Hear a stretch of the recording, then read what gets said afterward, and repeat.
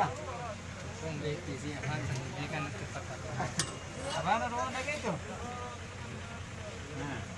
Iro, no betu. Mar kita ni betu. Esa? Asmatu Esa kali ya tanam. Nuti warra mootummaa kun maqaa shanee jedha itti moggaase.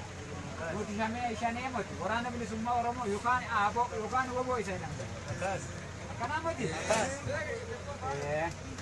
Shanee jechuun bilchiginnatti akkuma beekamu akka maqaa biraatti qabee haasaa malee shanee jechuun hiika mataa isaa dandee qaba. Akkanaa moti. Kana waan ta'eef nuti waraana bilisummaa Oromooti.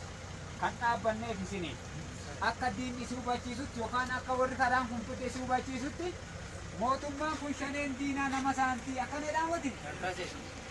Nama nuti akka argitanii akka argitan nan sodaatina. An ilma Oromooti. Oromoo womaan godhu silaa karaan nan finne allafa kanan na dhaaleessisa. Akkana moti warra makiinaa barruu fe'anii wayaa barruu naqatee karaadhaa fidee godhe. Uummata kana miidhuu hin dandeenye yoo uummata miidhe harka kiyya kan mirgaa miidhe. Isin miidhuu hin dandeenye.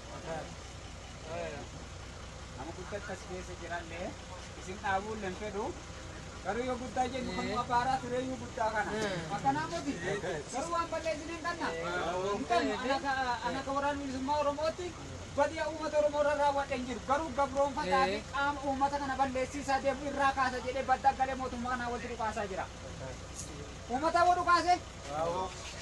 Mootummaan gabroonfataa anatti dhukaasuu hin dandeenye yookaan naan dura dhaabbatee naan wal loluu hin dandeenye gara galee akan uummata nagaa fedhe.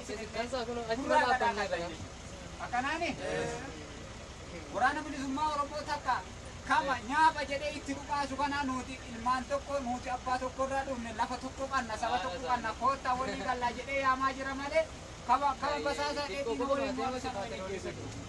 Uummata qulqulluu malaa sadii afurin caaltu tobbaan tokkoon geeddu gudii kana waan inni asirraa raawwate hin beekne. Akkanaa miti uummati sun qawwee qaba. Qabnoon mana fidee qofa qale. Warra karaan fide kun gochi isaanii kana mukaraan hin finne uummata kana yoo qale nama miidhame. Oromoo keessaa laaffoo isa hir'ise malee waa'ee deewoo qaba. Warri Oromoo balleessee lafa Oromiyaa kana fudhatee isaaf duula godhaa jira. Shufeeriin nama raabika. Mootummaawwanni jedhan har'a gama tokkoon mootummaa jechuun uummata kana garuu ka amma nutti baasaa jiru.